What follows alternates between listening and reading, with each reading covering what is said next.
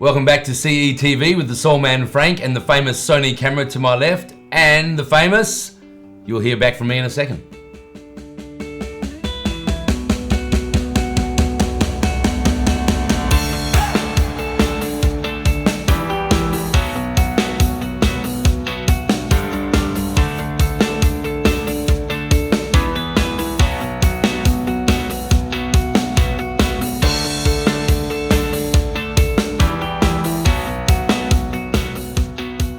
So we're here with the latest camera from Sony, super excited. Big welcome to Sev from the Sev Show. Thanks for being here, Sev. Thank you for having me. Mate, tell me a little bit about this. I can see on the back it says Sony ZV-E10, but this must be totally new. Like, what's it about? So when I first saw the announcement for this, it excited me because, again, Sony was late to the party with the flip screen here, and then the price point is really affordable for a lot of people, but the vlog side of things, when it came to flipping it around, using it to the front, and then flipping that screen around, it excited me because I'm really getting into the podcast scene, and the thing that sold me instantly was that you can actually record over 30 minutes worth of footage without it turning off. You need a special memory card for that, or what were you able to use? You don't need a special memory card. I used the 128 gig card, which was, it just did the job. And then all you have to do is make sure it's plugged in, the battery's right, and away you went. I got, I think, almost 70 minutes out of it without stopping, which is more than enough. That's insane, because I haven't heard that out of many cameras. Yeah, and that's what excited me. And fun story, last week when I came in, I actually came in to pre-order this, and Howard came to me and said, "Hey, Seb, we'll just give you one for a couple of days." He said, "Do you want to try this camera out?" I was like, "Which camera?" And this was it. And I was like, "Sweet, cool, done." And then I think we still took the pre-order though. Thank you, for sure. I had to go with the photo part of it too, and I got to use that. It's 24 megapixels, shoots relatively well, crisp, clean, mirrorless, really easy to use. It's got a digital zoom. Of course, if you have a digital zoom lens attached, not this one. And then so I suppose not the old school digital where they're cropping in the sensor, but it's digitally moving the actual optical zoom. Yeah, That's and this is a crop sensor camera too. So APS-C. Yeah, it has a little bit more of a zoom already. But yeah, the main features that I loved about this one when I tested it was obviously the screen flipping, and also the fact that I don't have to get a separate monitor to see how it's all running during the podcast. Yeah, it's a big point. It's going to be. I feel like it's going to be a really popular camera for the podcasters to use. Just a very quick, almost like a point shoot, run and gun. Exactly. Just flip out the screen, good to go. I've got to ask, was that 30 minutes or even 70 4K, or did you just have it at full HD? I know it shoots 4K. I had it at full HD, and then I tried it at 4K. But it just really depends on if you have it plugged in on power, for it to survive that long of recording, and also the memory space as well. But yeah, it's capable. So you reckon with 4K, how long would you get?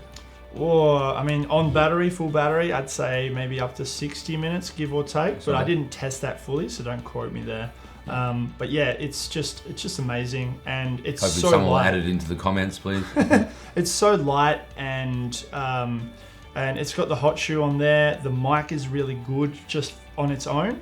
And after we plug in a mic on top to really amplify it and shotgun it directionally, it's a good entry level camera, and also for professional use too. Yeah, right. Because you've used quite a few of the A7 series as well.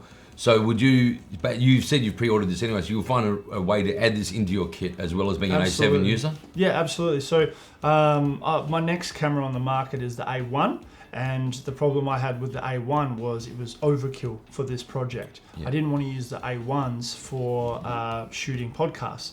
And this was the perfect solution. When it came out, I was like, this is it. This is a no-brainer. So small, light. I'm glad that they've incorporated specific features for this, and marketing it as a vlog camera. It's absolutely a no-brainer for me to use. That's massive on the top. Is that a stereo mic? Yeah, that's a stereo mic there. Yeah, right, awesome. And then I can't wait to get two of them. Get them different camera angles for the podcast. A bit like we're doing today. It's a lot. Nice. It's really cost effective too. Actually, we're shooting this on a Sony. I won't say which one, but you'll have to look us up. Come in and get videoed by Saul Man and Sevo. Any other particular? Do you try low light, like any crazy low light stuff? Not APS-C? Not particularly, but I did find that it had a really good traction of the eye, just like the newer models have. That was consistent as well. It has a really good automatic feature where it changes between macro, landscape, portrait as well during the video.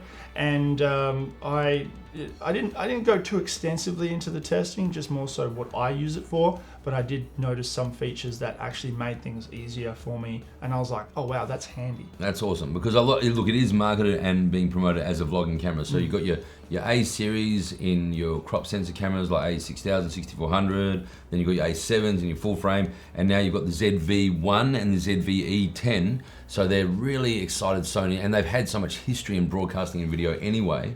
Now they've got this whole Sony vlogging system. So ZV-1, ZV-E10, installed soon, hopefully, at Camera Electronics, so come and check it out. And so anything else you want to share about it? I think we've covered a lot. If you're looking for a really affordable travel camera, this is a good body to purchase, and just get to learn with what it's like using a DSLR/mirrorless camera for the first time.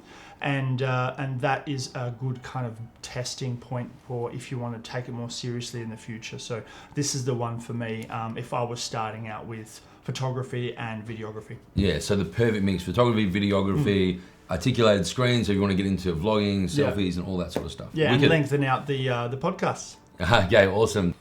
So tell me, I want to know something pretty cool. Can it do live stream and webcam? Because some of the new cameras can. Absolutely can. So via USB-C, you plug this in and it's ready to go for live streaming, which is absolutely phenomenal. So it'd be super useful as a vlogging video camera. As a live streamer, put that through for a Twitch channel.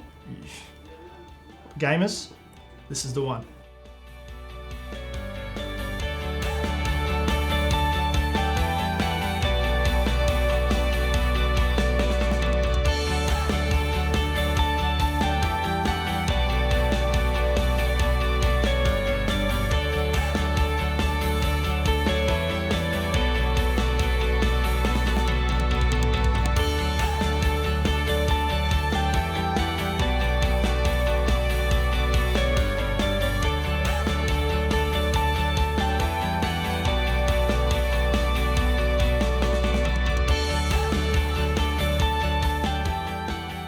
If you want to see more of Seva and the Sevo Show and the Saul Man Frank from Camera Electronic, please subscribe to our YouTube channel, Camera Electronic. Thanks for coming, guys.